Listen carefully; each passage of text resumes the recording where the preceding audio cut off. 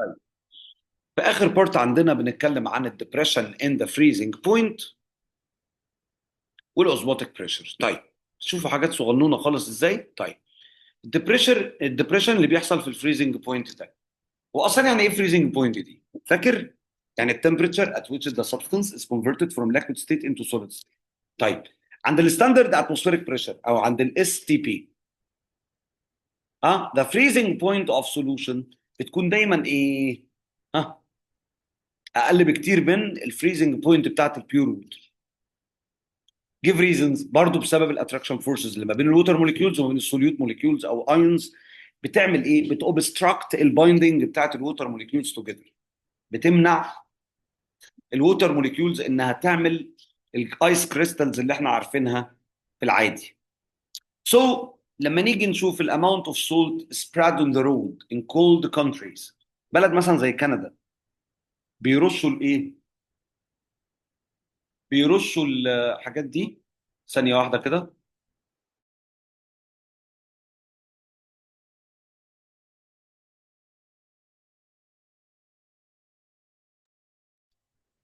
طيب، يبقى تاني يجوا في كندا والدول اللي فيها تلج يعملوا ايه؟ صوت يا اخوانا، صوت. الاماونت اوف سولت اللي بيبقى spread on the roads in cold countries، في الدول اللي فيها تلج دي، خلاص، او التمبريتشر لما بتوصل للزيرو في وقت الرينفول واحنا حاطين الرمله دي، ده بيمنع تكوين الايس، او بيمنع ان الووتر يعمل كريستالز من الايس على الطريق. تطبيق بسيط جدا للمبدأ اللي احنا قلناه، وبالتالي ده بيحافظ على حياة ناس كتير جدا. بيمنع الكارز فروم سكيدنج، يعني بيمنع العربيات من انها تتزحلق، وبالتالي بيريديوس الاكسيدنتس او بيقلل الايه؟ الحوادث. وطبعا الابلكيشن على الكلام ده هنشوف الايفكت بتاع النمبر اوف ايونز resulted from dissolving one molecule من different salts on the freezing point. تأثيرها على الفريزنج بوينت يا ترى بيحصل ايه؟ طبعا كل ما النمبر زاد، كل ما الدبريشن في الفريزنج بوينت كان اكتر. ديبريشن يا جماعه يعني انها تقل يا جماعه، ديبريشن تقل، خلاص. فانا عندي هنا الالومنيوم كلورايد، ادي ايون الومنيوم، وادي 3 كلوراين، صح كده؟ يبقى 4 ايونز. الكالسيوم كلورايد بيبقى كالسيوم واحده واثنين كلورايد. الصوديوم واحد والكلورايد واحد في الصوديوم كلورايد، يبقى هنا عندي 4 ايونز، هنا 3 ايونز، هنا 2 ايونز، بالترتيب كده. كل ما زاد العدد، كل ما الدبريشن في الفريزنج بوينت بقى اكتر. خلاص، واضحه؟ ادوني الاوكي كده قبل ما ننقل للبارت الاخير، عشان يبقى مبروك علينا ليسون كامل. شوف سبحان الله يا اخي، ليسون يخلص في 5 6 حصص، وليسون تاني يخلص في حصه. هي دي يا جماعه الانتجريتد ساينسز. احنا برضو عارفين امتى هنسرع وامتى هنبطأ، والدنيا جميله ما تقلقوش. طيب، الاوزموتيك بريشر ايه بقى؟ الكلام الغريب بقى ده، الاوزموزس والايه الكلام ده بقى جاي على اخر الليل كده ونقول الكلام ده. ببساطه الاوزموزس هي حركه الووتر. طب هو الووتر ده بيتحرك منين؟ بيتحرك من مكان فيه ووتر كتير لمكان فيه ووتر قليل. الله، طب ما ده يشبه الديفيوجن اللي هو العادي بتاع كل الحاجات، انها بتتنقل من مكان عالي لمكان قليل. ده حتى الهيت انرجي بتتنقل كده، بس الووتر هنا عنده شروط. عشان الووتر يتنقل من diluted solution يعني مخفف، يعني ميته كتير، to concentrated solution يعني السوليوتس اللي جواه كتير، يبقى الميه اللي فيه اقل.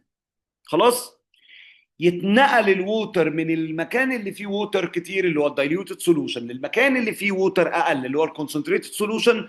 لازم يتوفر حاجه اسمها سيمي بيرميبل ممبرين عشان يسيبريت ما بين التو سولوشنز.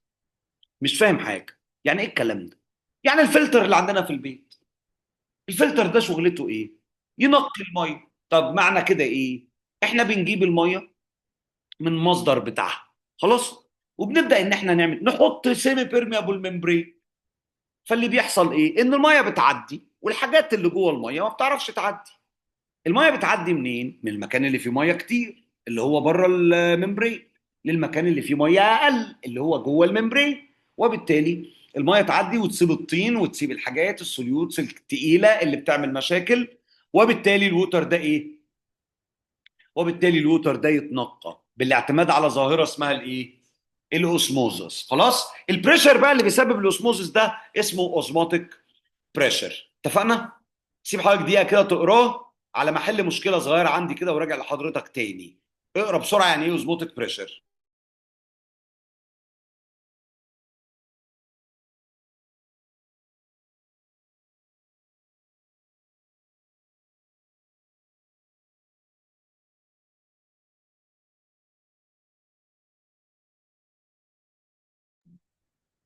يبقى ايه هو يا مستر الاوزموتيك بريشر؟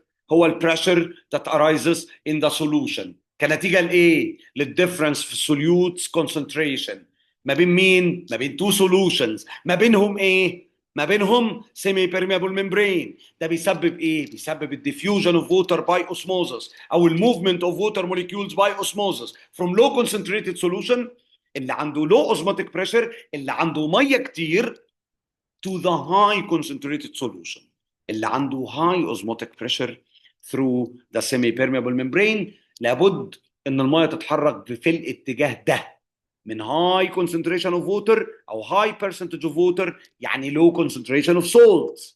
احنا عارفين العلاقه ما بين السولفنت والسوليوت عكس بعض. خلاص، يبقى لما اقول ان عندي محلول تركيزه 10% ومحلول تاني تركيزه 1%، الميه تتنقل منين لفين؟ من ال 1% لل 10%. مش فاهم حاجه. ال 10% معناها 10% سوليوتس، 10% سوليوتس، يبقى 90% سولفنت. ال 1% معناه 99% سولفنت و1% سوليوتس. يا رب تكون اتفهمت يا رب. كل ما كان الكونسنتريشن عالي كل ما كان الاوزموتيك بريشر عالي. العلاقه ما بينهم دايركت وجميله وقدامك هنا جميله اهي وواضحه خالص وضوح الشمس. اوزموتيك بريشر بيزيد بزياده الكونسنتريشن اوف سوليوتس. عشان كده ربنا خلق البلانتس اللي عايشه في الصحراء عندها اوزموتيك بريشر اعلى بكتير عشان تقدر تسحب الميه القليله اللي حواليها في السويل بالاوسموزس، مقارنه بالنباتات الجميله اللي انت بتربيها عندك في الجنينه اللي قدام بيتك في الساحل، في الجنينه بتاعت الشاليه بتاعك. واخد بال سعادتك؟ ما انت عمال ترويها وتروق عليها. فالبلانتس دي بيبقى عندها ايه؟ اوزموتيك بريشر اقل.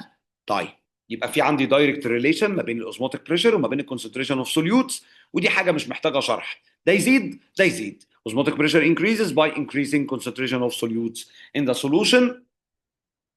يبقى عندك كومباريزون اهي مجمعه لك كل الكلام اللي احنا قلناه. خلاص، الكوليجيتيف بروبرتيز كلها متجمعه في الجدول الجميل ده. مين بيزيد مين بيقل عشان ما تتلخفنش. طبعا قدامك طريقتين تظبط بيهم الحكايه دي، انت عارفهم. وطبعا هنمشي بالطريقه الحلال ان احنا هنذاكر ومش هنحتاج ان احنا نمشي بالطريقه التانيه الوحشه الحرام اللي هنخش بسببها النار. طيب، تاني، عندي هنا دايجرام بيلخص الحدوته اللي اتكلمنا فيها دي في بتاعت البويلنج بوينت والفيبور بريشر والفريزنج بوينت. شويه دايجرامز قمر مظبطه لك كل حاجه. خلاص، طب هو هنا بيبريبير سولوشن بانه ياد صوديوم كلورايد لبيور ووتر. طب احنا هنعرف نعمل ده في المعمل عادي. طب ما انا اجيب ميه من اللي هي الديستلد ووتر دي النقيه دي ال 100% ووتر، احط عليها شويه ملح وادوب، يبقى انا كده عملت سولوشن. بيقول لي الفيبور بريشر بتاع البيور ووتر 23.76 ميركريك مليمتر. الاوزموتيك بريشر بتاعها زيرو. شوف بيجرى لها ايه اون هيتنج. السولوشن ده بيبويل ات temperature greater than 100 degrees، مش بيعمل بويلنج عند 100 degrees. الفيبور بريشر اوف ذا solution decreases. طبعا الزياده واحده يقول لي دي بعيده عن ال 100، حاجه بسيطه يا مستر. والله انت حر، انت شايف انها دي بالنسبه لك زياده بسيطه، دي بالنسبه لنا في الساينس حاجه كبيره. طب الفيبور بريشر بيقل بقى 23، ها، بقى اقل من 23.76 ميركوري مليمتر. والعكس صحيح.